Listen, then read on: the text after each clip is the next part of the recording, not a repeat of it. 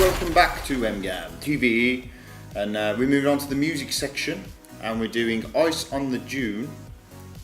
Is it Ice on the Dune? I think so. I think so. Yeah, Empire of the Sun. Anyway, probably more. They'd just say, "Oh, it's Empire of the Sun's new album." Yeah. For you, there you go. So John, or dude, actually Joe, you start. Ooh, start with me. Yeah. Yeah, not the best. For me, it was very. What? Sorry, go on. What, did you enjoy it? I'll tell you in a sec. For me, it was very generic. It was quite nothing new. Heard it before with Empire of the Sun in their old stuff. It didn't really sound like they progressed anywhere, and yeah, it was just the originality and in general. I enjoyed it, but it wasn't my favourite, and yeah, it was just very and flat. I like how you go meh, and that's your words at the bottom. My word! Oh, sorry. You stole it! Spell your special word. At the bottom, you got what, Meh. 5 words on there? And Yes. it's meh. Boring. No, I mean, I wanted to like it when I found out that this was one that we were going to be reviewing. Not that I've listened to an Empire of the Sun album before, but obviously heard loads of their stuff on the radio. Enjoyed it. It's good, upbeat, nice kind of feel to it and stuff like that normally. But there was nothing new on there. It was all the same sound. It sounded like it was something that was cooked up in 2007 when like the funky house kind of vibe was going out, and everybody was just making like a session track, like a disco-y kind of track, and just sticking a vocal over the top of it. And that's what it sounded like to me. Yeah. Every track was different, but it didn't really grab me at all. Yeah, same. I really liked it. Divide. Yeah.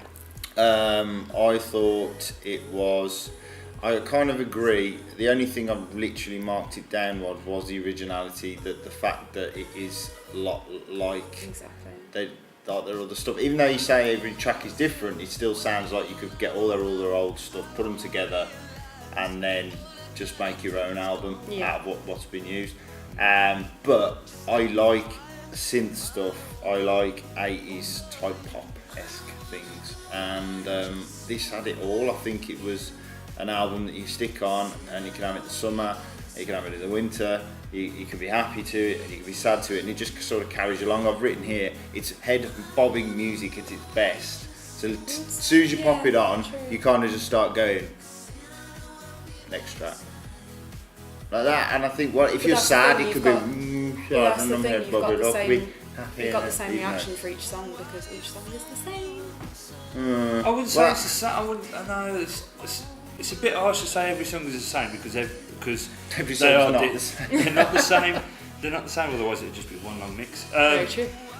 But they, so they have got different melodies and stuff like that in there, and like you say, they use a lot of different synths and stuff like that. But the thing that I find that is the same over the whole album is everything is filtered. Yeah. And okay, there's going to be a certain amount of filtering, but it sounds to me like they've produced the album, they've mixed everything down, they've got all the levels right and stuff like that, and then they've gone, right, okay, on the master, we're just going to stick a filter on it.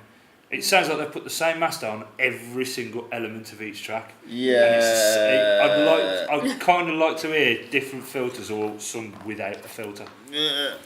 I think if you turn the filter off, you'd just get going, and there would just be plink, plink, plink, plonk, plonk, plonk on the piano. Yeah.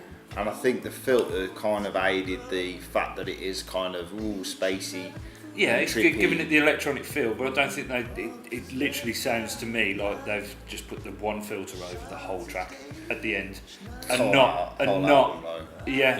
put it's a different filter for each track, but and not put Having a tantrum. and not put it over individual elements like individual synths and stuff like. It sounds like the same filter is over the synth as is over the vocals. I don't know. I liked it. I really I've put lovely synths and vocals, and yeah, I'd really liked it. I think it was really good. There's a couple of tracks that absolutely annoy the shit out of me, so hence why I didn't give it a super score. And that was 10 and 12, called Surround Sound, and stupid name for a song. And Keep a Wish, where it literally is just him going.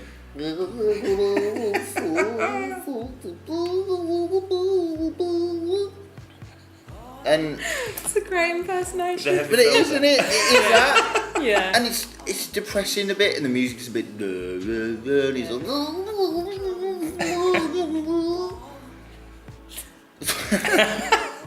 I'm sorry, I can't be serious with your face like that. Yeah, but it is. Go on to iTunes now. Open up your new browser, and click on. iTunes, and just go on to 10 and 12 surround sound, Keep a Wish, and just click the little play button. Won't cost you anything, or go on Sound Like and just check it out. And it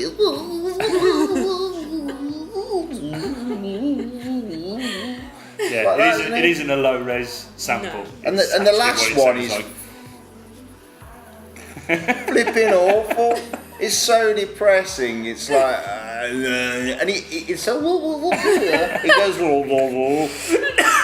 So. You're right there. Yeah.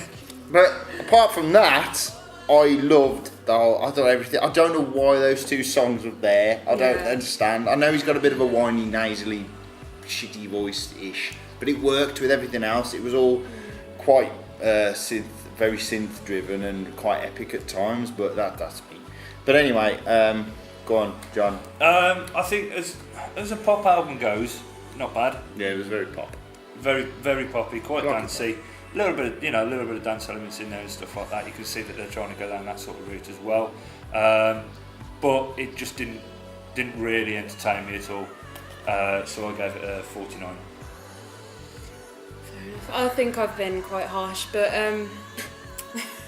I seem like the harsh man. I like that. Cover art 1. The cover art I don't know what it was. There was something about it, and it just quite. Yeah, it just raised the hackles on my back, and I just couldn't. I just didn't see the purpose of it or anything. The technical term. But yeah, it's, as you said, generic pop album. It's great in terms of that. I didn't especially like it. There'll probably be a couple of singles from it which I will like. Give it a bit of time, but right now, no, 43. Yeah, okay. Fair enough. Right, okay. I gave it 81. No, it's good. Put it on. The first track's quite epic, and then it just goes. It's brilliant. It really is quite a lively and a really good album. Apart from those two tracks that completely wound me up, I thought it was really good. Well, that's why we have different reviewers, so you get variety of opinions. I mean, I like my rock and I like my dance, and this I like my 80s pop, and I thought it had very good elements of that. But anyway, that gives us a final MGAM total score of 58. That's fair. I think It's that's not fair, is it? It's not fair for you. It's not fair for you, It's for fair your for us. scores. Raised ours. Yeah. So make your own mind up.